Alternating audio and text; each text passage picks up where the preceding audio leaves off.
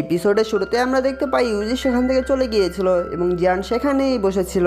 তারপর জিয়ান বলে, এখন আমি বুঝতে পারছি দাহং লেভেলে পৌঁছাতে কত বাধা অতিক্রম করতে হবে, কিন্তু আমি থামবো না। যত বাধায় আসুক না কেন আমাকে এটি পার করতেই হবে। এবং সোল হলে যে কোনো ফাইটার বা গার্ডিয়ানের স্ট্রেংথ একদম দাওজং লেভেলের। তাই ফিউচারে যদি আমি আমার ফাদার এবং টিচারকে রক্ষা করতে চাই তাহলে অবশ্যই আমাকে দাহং লেভেলের পিকে যেতে হবে এবং দাওজং লেভেলেও যেতে হবে। আর তা না হলে আমি নিজেই বিপদের মধ্যে পড়ে যাব। জিয়ান আরো বলে, জিজুনার এখান থেকে যাওয়ার আগে বলেছিল তুমি যতক্ষণ পর্যন্ত না দাওজং লেভেলে পৌঁছাতে পারছো তুমি সোল হলের মধ্যে ঢোকার কোনো চেষ্টাই করবে না। আর আমি জানি জিজুনার ফ্যামিলি অনেক অনেক বেশি পাওয়ারফুল, কিন্তু আমার মনে হয় না যে তারা এই সোল হলের মধ্যে এতটা নিকৃষ্ট হবে। তারপর জিয়ান জিজুনার পুরনো স্মৃতি মনে করতে থাকে। জিজুনার জিয়ানকে বলেছিল যতক্ষণ পর্যন্ত না তুমি দাওজং লেভেলে পৌঁছাতে পারছো তুমি আমার সাথে দেখা করবে না। জিজুনার আরো বলেছিল জিজুনার বিলিভ করে যে তুমি কন্টিনেন্টের মধ্যে একদিন টপ পজিশনে থাকবে, আর একদিন জিয়াও ফ্যামিলি এই কন্টিনেন্টের মধ্যে আবার মাথা উঁচু করে দাঁড়াবে শুধুমাত্র তোমার জন্য। তারপর যেন মনে মনে বলে, আমি অনেক হার্ড কাজ করেছি যেগুলো সাধারণ মানুষ কখনোই করতে পারবে না। এগুলো শুধু করেছি আমার এবং জিয়া ফ্যামিলির সম্মান আবার ফিরে পাওয়ার জন্য। আরো বলে, আমি জানি প্রথম সবকিছু অনেক কঠিন লাগে, আর আমি এখন সবচেয়ে খারাপ পরিস্থিতির মধ্যে দিয়ে যাচ্ছি। আর এইসব বাধা পার করার জন্য আমাকে অবশ্যই ভয় পাওয়া যাবে না এবং সতর্ক থাকতে হবে। তারপর যেন উড়ে দাঁড়ায় এবং তার উইং বের করে আকাশের উপরে উঠে আসে। তারপর জিয়ান যেতে যেতে বলে, টিচার, ফাদার এবং জি জুনিয়র আপনারা শুধু কিছু দিনের জন্য অপেক্ষা করুন। জিয়ান আপনাদের বেশি দিনের জন্য অপেক্ষা করাবে না। তারপর সিন চেঞ্জ হয়ে যায় এবং জিয়ান তার ক্ল্যানে ফিরে আসে এবং জিয়ান তার মুখে মাস্ক পরেছিল। জিয়ানের মুখে মাস্ক পরা দেখে সেখানকার ফাইটার জিয়ানের উপরে অ্যাটাক করতে শুরু করে দেয়, কারণ তারা জিয়ানকে চিনতে পারছিল না। তারপর জিয়ান তাদের সাথে ফাইট করতে শুরু করে। তারা জিয়ানের উপরে অ্যাটাক করছিল, কিন্তু জিয়ান তাদের অ্যাটাকগুলোকে শুধু ডজ করছিল। তারপর জিয়ান তার গার্ডদের উপর হালকা হালকা অ্যাটাক করতে শুরু করে। তখন সেই গার্ডগুলো জিয়ানকে বলছিল, তোমার সাহস কিভাবে হয় জিয়াও ম্যানশনের মধ্যে ঢোকার? জিয়ান কোনো রিপ্লাই দেয় না। এটি থেকে সেই গার্ডগুলো আবার জিয়ানের উপর অ্যাটাক করতে শুরু করে। তারপর জিয়ান তার ডার্ক গ্রিন ফ্লেম দিয়ে তাদের উপর অ্যাটাক করে এবং জিয়ান তাদেরকে নিচে ফেলে দেয়। তখন জিয়ান বলে, এটি থেকে ভালো লাগছে যে আমাদের জিয়া ফ্যামিলির গার্ড অনেকটা শক্তিশালী হয়ে গিয়েছে এবং তোমাদের হার্ডওয়ার্কের জন্য অনেক অনেক ধন্যবাদ। এবং এটি বলে জিয়ান তার মাস্ক খুলে ফেলে। জিয়ান বলে, ভয় পেও না, আমি জিয়ান। এবং সেই গার্ডগুলো জিয়ানকে চিনে ফেলে সেখান থেকে চলে যায়। তখন জিয়ানের ব্রাদার মানে জিলি এবং জিটিং চলে আসে। তখন জিয়ান জিটিংকে বলে, তুমি যে ফাইটারগুলোকে এখানে প্রশিক্ষণ দিয়েছো তারা অনেক অনেক ভালো। জিয়ান জিলিকে বলে তাদের ব্লাড লাইন অনেকটা স্ট্রং এবং তারা নর্মাল ফাইটারের চেয়ে অনেকটা এক্সট্রা অর্ডিনারি ভাবে ফাইট করছিল। তারা যদি এইভাবে আমাদের জিয়াও ম্যানশনকে গার্ড দেয় তাহলে বাইরের কোনো নর্মাল ফাইটার বা ফাইটাররা এখানে ঢুকতে পাওয়া অনেকটা কঠিন হয়ে যাবে। তখন জিলে বলে, তুমি যদি ফিরে না আসতে তাহলে আমরা আইস এম্পায়ার কিংল্যান্ড মাউন্টেনের মধ্যে ডাকতাম এবং সেখানে জিজ্ঞেস করতাম তোমাকে খুঁজে পাওয়ার জন্য কি কি করতে হবে। তারপর জিয়ান বলে, কিছু কারণে আমি লেট হয়ে গিয়েছি এবং এটি শেষের বোতল তার ভাই মানে জিলিকে দিয়ে দেয়। তখন জিলে বলে, এটি কি? এটি তো দেখে মনে হচ্ছে এটি গ্রিন নাইদার লংজিভিটি পিল। আর এই পিল তো কিছু সময়ের জন্য লাইফ স্টিলিং পিলের ইফেক্টের হাত থেকে রক্ষা করে, কিন্তু এটি তো একটি শুধুমাত্র উপায়। তখন জিয়ান বলে, যদি আমি এই লাইফ স্টিলিং পিলের ইফেক্ট একদম পুরোপুরি রিমুভ করতে চাই তাহলে অবশ্যই আমাকে দাওহাং লেভেল স্টেজে পৌঁছাতে হবে এবং তা করতে হবে 10 বছরের মধ্যে। তখন জিলে বলে, তোমার সব পূরণের জন্য আমি সময় অবশ্যই বেঁচে থাকবো। তারপর জিয়ান ফার্স্ট ব্রাদারকে বলে, ব্রাদার, আগামীকাল প্রেসিডেন্ট ফার্মা, স্যান্ড এম্পায়ার এবং যারা যারা রয়্যাল ফ্যামিলির মধ্যে আছে তাদেরকে এই জিয়াও ম্যানশনের মধ্যে ইনভাইট করো। তখন ফার্স্ট ব্রাদার জিয়ানের কাছে এসে বলে, তুমি পুরোপুরি রিকভার হয়ে গিয়েছো? তখন জিয়ান বলে, হ্যাঁ ব্রাদার। তখন জিলি বলে, এটি শুনে অনেক ভালো লাগলো। তারপর সিন চেঞ্জ হয়ে যায় এবং আমরা জিয়াও ম্যানশনের মধ্যে একটি হলের মধ্যে দেখতে পাই যেখানে সকল ইল্ডার এবং বড় বড় ফাইটাররা চলে এসেছিল। তখন সেখানে জিয়ান চলে আসে এবং বলে, আমি ভাবতেও পারিনি স্যান্ড এম্পায়ার এখানেও আসবে এবং আপনাকে সরি বলছে আপনাকে এখানে ডাকার জন্য। তখন স্যান্ড এম্পায়ার একটি মুচকি হাসি দেয় এবং বলে, এত বড় ইভেন্টের মধ্যে আমাদের রয়্যাল ফ্যামিলিকে কীভাবে না নিয়ে আসতে পারে এবং আমি দেখতে চাই এই এত বড় ইভেন্টের মধ্যে জিয়ান কী বলবে এবং ভবিষ্যৎ প্ল্যান কী। তখন জিয়ান বলে, যেহেতু আপনারা এখানে চলে এসেছেন তখন আমাদের প্ল্যানের কথা বলা যাক। তখন জিয়ান বলে, আপনারা জানেন গামা এম্পায়ারের মধ্যে ইংল্যান্ড শেখার নেই, তাই আমাদের গামা এম্পায়ারের পাওয়ার কিছুটা হলেও কমে গিয়েছে এবং যার ফলে উত্তর পশ্চিমে গামা এম্পায়ারের পাওয়ার মারাত্মকভাবে হ্রাস পেয়েছে এবং আমি একজন গামা এম্পায়ারের সদস্য হিসেবে এরকম আমি কখনোই দেখতে চাই না। এবং আপনারা অনেকেই জানেন আমার প্ল্যানের কথা এবং গামা এম্পায়ারের মধ্যে একটি পাওয়ারফুল অর্গানাইজেশন থাকে তাহলে এই কন্টিনেন্টের মধ্যে আমাদের সুনাম চারদিকে ছড়িয়ে পড়বে।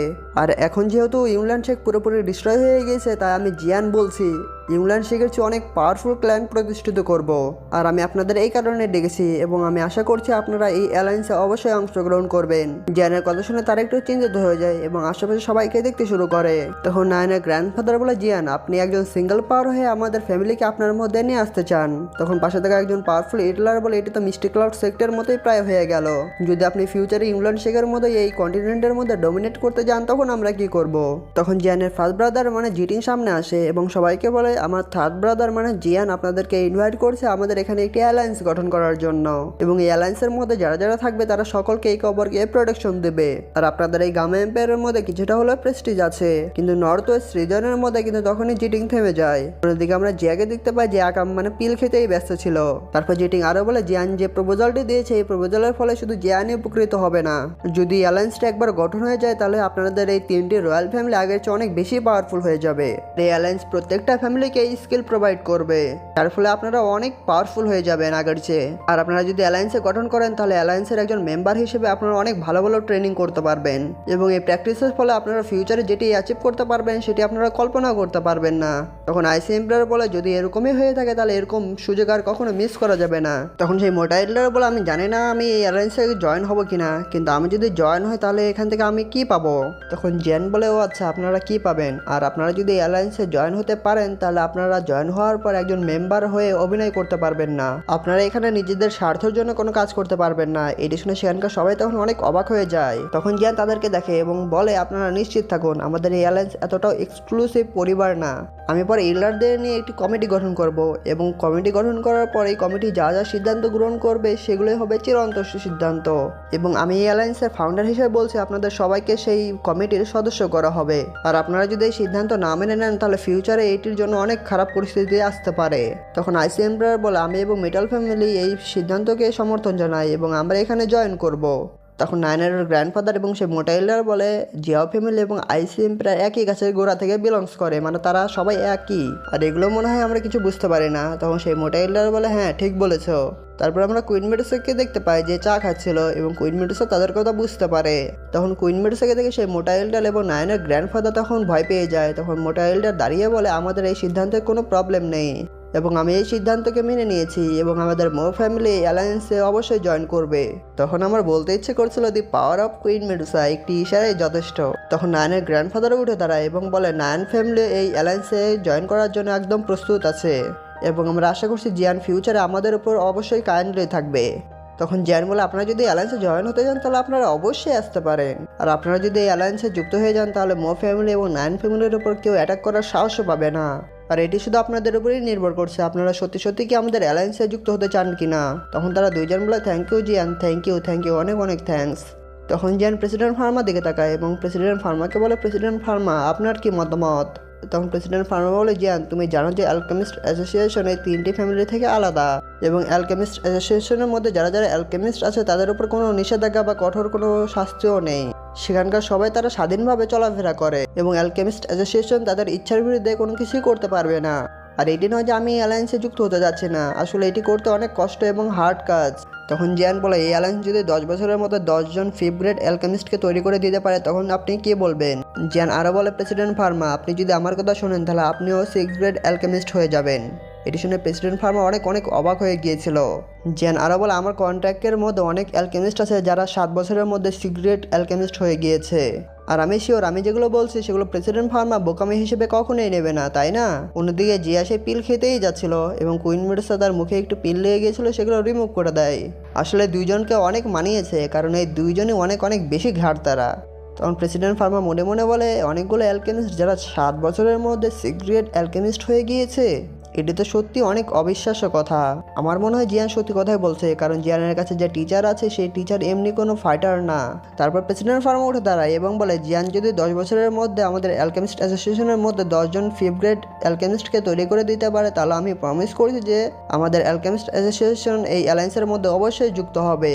তখন সেই মোটা হিটলার বলে, এই দক্ষিণ কন্টিনেন্টের মধ্যে এই অ্যালকেমিস্ট প্রফেশন অনেকটা রেয়ার এবং মোস্ট ইম্পর্টেন্ট জিনিস। তখন নায়নের গ্র্যান্ডফাদার বলে, অ্যালকেমিস্ট অ্যাসোসিয়েশন অবশ্যই অ্যালায়েন্সের মধ্যে অংশগ্রহণ করতে হবে, আর এটি সত্যি পরবর্তীতে অনেক ইনক্রেডিবল হবে। তখন স্যান্ডি এম্পায়ার বলে জিয়ান, এবং এটি বলেই স্যান্ডি এম্পায়ার উঠে দাঁড়ায় এবং বলে যদি আমাদের রয়্যাল ফ্যামিলি অ্যালায়েন্সের মধ্যে যুক্ত হয় তাহলে অ্যালায়েন্সের মধ্যে যুক্ত হওয়ার কারণে 10 বছরের মধ্যে আমাদের রয়্যাল ফ্যামিলি অনেক বেশি পাওয়ারফুল হয়ে যাবে। তখন জিয়ান অনেক খুশি হয় এবং বলে ইল্ডার জিয়া এই সিদ্ধান্তকে মেনে নিয়েছে এবং জিয়ান এই সিদ্ধান্তকে অবশ্যই স্বাগত জানায়। জিয়ান আরও বলে যত সময় পর্যন্ত এই রয়্যাল ফ্যামিলি এই জোটের মধ্যে থাকবে ততদিন পর্যন্ত আমি আমার সর্বোচ্চ দেওয়ার চেষ্টা করব। তখন স্যান্ডি এম্পায়ার বলে যেহেতু এই অ্যালায়েন্স গঠন হয়েই গিয়েছে তাহলে এই অ্যালায়েন্সের নাম কী হতে পারে। তখন জিয়ান বলে এই অ্যালায়েন্সের জন্য শুধু 2টি নামই যথেষ্ট, আমরা এই অ্যালায়েন্সকে বলে ডাকবো হলো ফ্লেম অ্যালায়েন্স। তখন সেখানকার সবাই উঠে দাঁড়ায় এবং বলে এটি সত্যি অনেক ভালো নাম এবং বলে আমাদের এই অ্যালায়েন্সের লিডার হলো জিয়ান। তারপর সিন চেঞ্জ হয়ে যায় এবং আমরা ইল্লারদের দেখতে পাই যারা এখান থেকে চলে যাচ্ছিল। তখন জিয়ানের সেকেন্ড ব্রাদার এবং ফার্স্ট ব্রাদার জিয়ানের কাছে চলে আসে। তখন জিলে বলে এই ইল্লাররা যারা ছিল তারা মনে করে যে তোমার ইচ্ছাগুলো সবসময় নিজের স্বার্থের জন্য ব্যবহার করবে, আর তারা যদি এরকমই মনে করতে থাকে তাহলে ফিউচারে অনেক প্রবলেমে পড়তে পারি আমরা। তখন জিয়ান বলে যেহেতু বড় ব্রাদার আমাদের এখানেই আছে তাহলে আমাদের এখানে কী প্রবলেম হতে পারে। তখন জিয়ানের বড় ভাই মানে জিটিং বলে তুমি কি আমাকে সত্যি প্রশংসা করছো নাকি আমাকে নিয়ে মজা করছো। এটি বলার পর তারা 3জন ভাই হাসতে শুরু করে। তারপর সেখানে লিনিয়ান এবং লিনজিয়া এবং লিউকিং চলে আসে এবং লিনিয়ান জিয়ানকে বলে তুমি তো দেখছি একদম ববের মতো। তখন জিয়ান তাদেরকে বলে আমি আপনাদেরকে ধন্যবাদ বলে ছোট করতে চাই না। তখন লিনজিয়া বলে স্বাগত তোমাকে, আর আমরাও এটি এক্সপিরিয়েন্স করতে চেয়েছিলাম কিন্তু এই ফাইটের মধ্যে শুধু আমরা ইল্লারদেরকেই থামিয়ে রেখেছি। যখন আমরা রিয়েল পাওয়ার হাউস মানে ইংশানের সাথে দেখা করলাম তখন আমরা তোমাকে সাহায্য করতে পারলাম না। তখন জিয়ান বলে আপনাদের উপর দোষ দিচ্ছেন কেন, আপনারা এখনো অনেক ইয়াং, আর আপনারা যখন ইংল্যান্ড শেখের যে ইল্লাররা আছে তাদের বয়সের সমান হয়ে যাবেন তখন আপনারা অবশ্যই দাওজং লেভেলে পৌঁছে যাবেন এবং আপনারা দাওজং লেভেলেরও বেশি যেতে পারেন, তাই আমি সেগুলো ভেবে এখনো ভয় পাচ্ছি। তখন লিনিয়ান বলে এটি অতটা সহজ না, আর আমরা এই রিয়েল ব্যাটেলের মধ্যে অংশগ্রহণ করতে পারিনি কিন্তু এই ব্যাটেল থেকে অনেক কিছুই শিখেছি আমরা, এবং আমরা পাস্ট কিছুদিনের মধ্যে অন্তত একটি স্টার আমরা 3জন ইমপ্রুভ করেছি। তখন জিয়ান বলে তোমরা যদি সোল ফাইটিং পিল খাও তাহলে তোমাদের স্টার আরো একটা বেড়ে যাবে। এটি শুনে সেই 3জন বলে সোল ফাইটিং পিল এবং অনেক অবাক হয়ে গিয়েছিল। তখন জিয়ান সেই পিলটি বের করে এবং বলে এই নিন পুরস্কার আমাকে এই সময়ে হেল্প করার জন্য। তখন লিনিয়ান লিউকিং এবং লিনজা অনেক খুশি হয়ে যায় এবং তারা একটি একটি করে সেই পিলটি নিয়ে নেয়।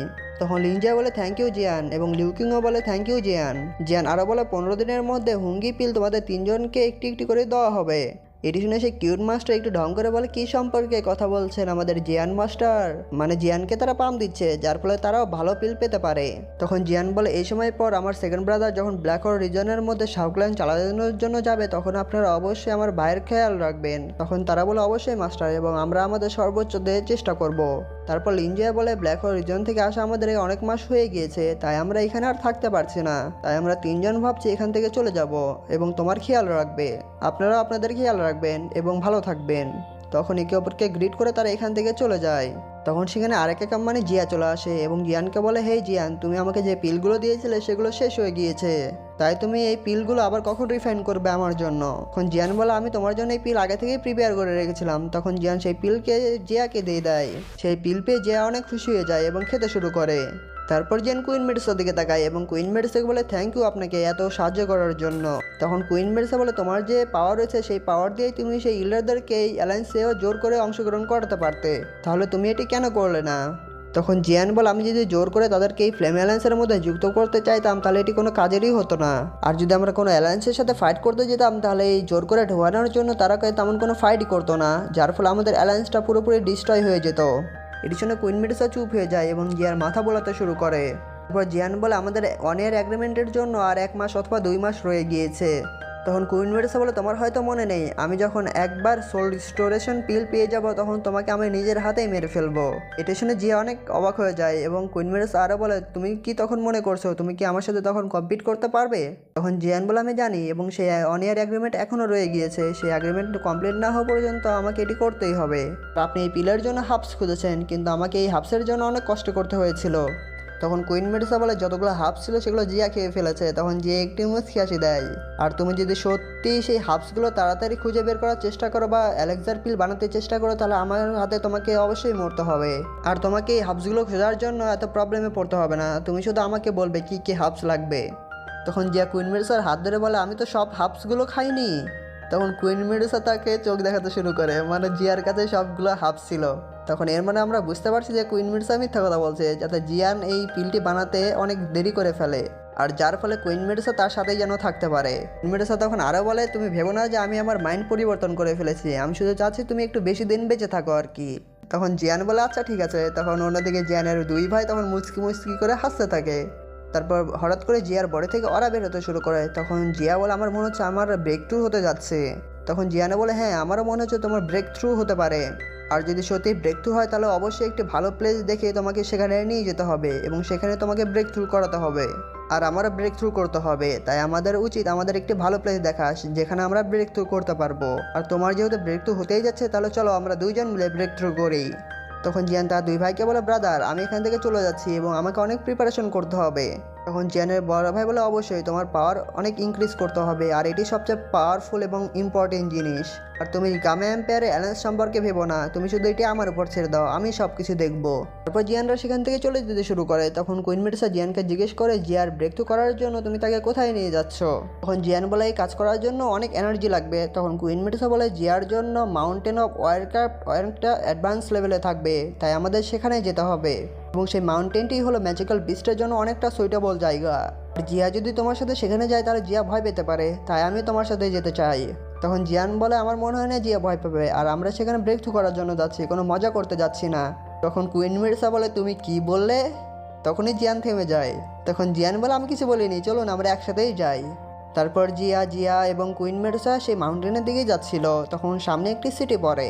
তখন জিয়ান জিয়াকে বলে কুইশিং টাওয়ার হলো একমাত্র উপায় যেখান থেকে ওয়ারক্রাফট মাউন্টেনে পৌঁছাতে যেতে পারে, তাই তুমি কোথাও যাবে না, আমার সাথেই থাকবে। অন্যদিকে কুইন মেডুসা আগে যাচ্ছিল এবং সেখানকার সকল ফাইটারের নজর কুইন মেডুসার দিকেই ছিল। তারা বলছিল OMG কত সুন্দর মেয়ে। তারা এতটাই মুগ্ধ হয়েছিল যে তারা কুইন মেডুসাকে দেখতেই থাকে। হাঁটার সময় কুইন মেডুসার দিকে তাকাতে তাকাতে তারা সামনে ধাক্কা লাগবে সেটাও বুঝতে পারে না। তারপর কুইন মেডুসা দাঁড়িয়ে যায়, কারণ কুইন মেডুসা বুঝতে পারে সেখানকার মানুষজন তাকে কিভাবে দেখছে। তখন কুইন মেডুসা তার বাঁ হাতে তার অরা রিলিজ করতে শুরু করে। জিয়ান এটি দেখে অনেক ভয় পেয়ে যায়। তখন জিয়ান কুইন মেডুসার কাছে এসে বলে দয়া করে এটি ভুলে যান এবং তাদেরকে ক্ষমা করে দিন। তারপর কুইন মেডুসা শান্ত হয়ে যায় এবং আবার আগে যেতে শুরু করে। তারপর আমরা তখনই দেখতে পাই একজন ছোট্ট মেয়ে একজন ফাইটার সেখান থেকে পালিয়ে যাচ্ছিল, কারণ তাদের পিছু করছিল কয়েকজন সৈনিক। তখন সেই সৈনিকরা সামনে এসে বলে আরে তোমরা পালিয়ে যাচ্ছে কোথায়, আজকে তোমাদের সাথে আমাদের রক্তক্ষয়ী যুদ্ধ হয়েই যাবে, আর তোমরা এখান থেকে কেউ পালাতে পারবে না। তখন সেই ছোটো মেয়ের পাশে যে ফাইটারটি ছিল সেই ফাইটার বলে আমরা কুইশং টাওয়ারের সবচেয়ে বেশিরভাগ জায়গা ছেড়ে দিয়েছি, তারপর আমাদেরকে এবং তাদেরকে কেন মেরে ফেলছো, আর এই কাজটি অনেক অহংকারী মনোভাব এবং অনেক খারাপ করছে কিন্তু তোমরা। তখন সেখানকার একজন ফাইটার বলে আমরা যদি অহংকারী হয়ে যাই তারপরে কি তোমরা কিছু করতে পারবে। আর আমাদের বস বলেছে মার্সেনারি গ্রুপের একজনও যেন এই ব্লাড যুদ্ধের মধ্যে থেকে পালাতে না পারে।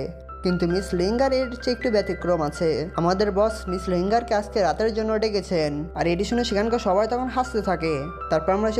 তারপর আমরা দুইজন মানুষের কথা বলতে দেখতে পাই। সেই দুইজন মানুষ বলছিল স্নেক নেস্ট মার্সেনারিজ গ্রুপের পিছনে দাওয়ং লেভেলের হাত রয়েছে, মানে হি ফ্যামিলির মধ্যে একজন ফাইটার আছে যে দাওয়ং লেভেলের ফাইটার, তাই কিংশন টাওয়ারের মধ্যে কেউই তাদের বিপক্ষে চলে যেতে চায় না।